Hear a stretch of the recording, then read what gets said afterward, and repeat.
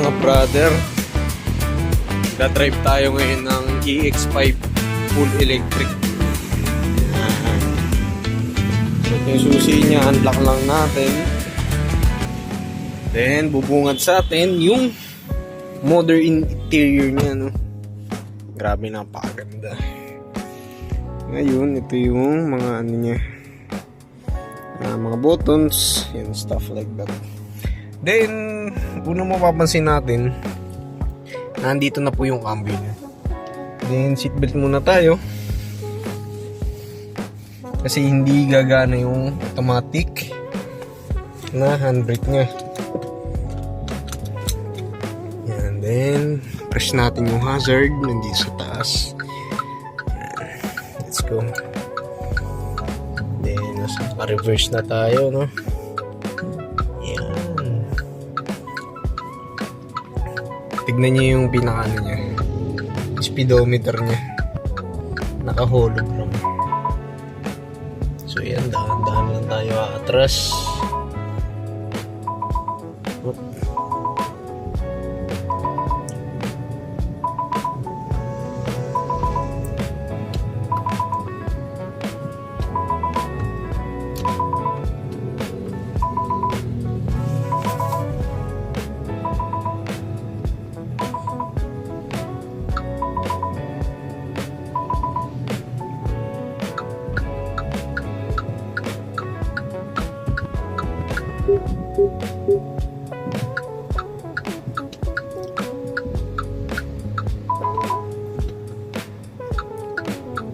Ayan, ayaw tayo pagbigyan, no?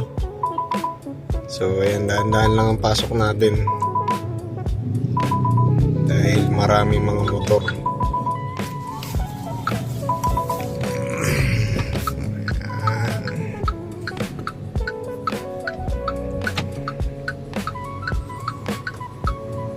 Alright.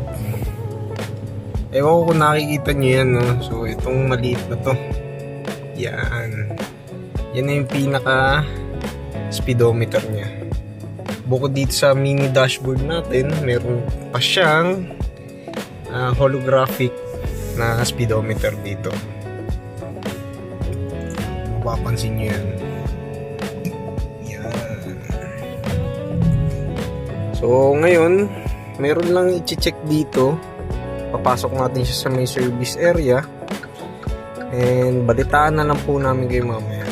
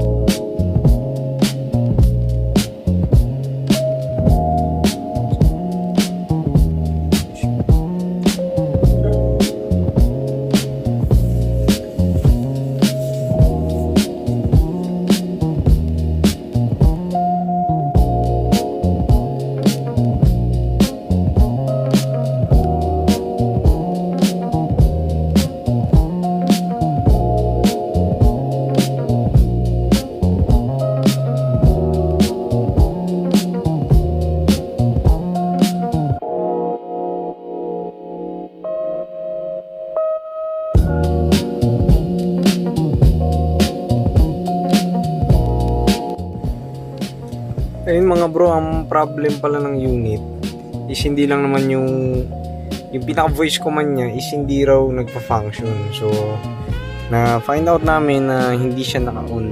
So ang simpleng solution lang dyan is i-on yung voice command natin.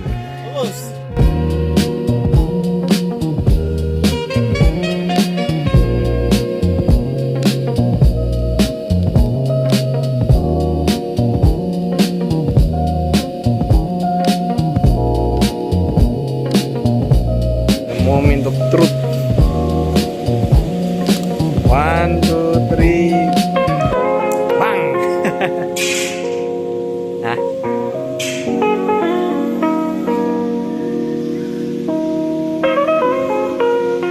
Saan nalalaman pag-charging? Yun. Sa pinaka-dashboard.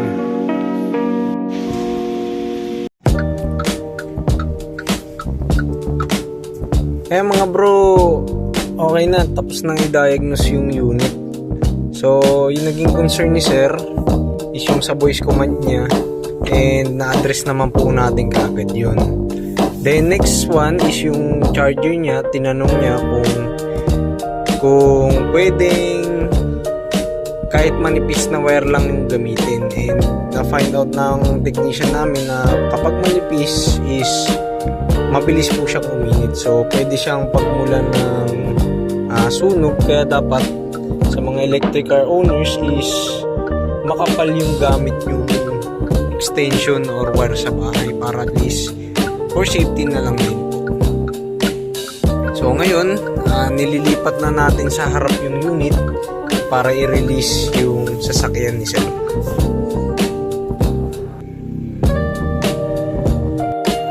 Mga bro, okay na po. Ibibigay na natin sa customer yung kanyang unit at yung kanyang susi.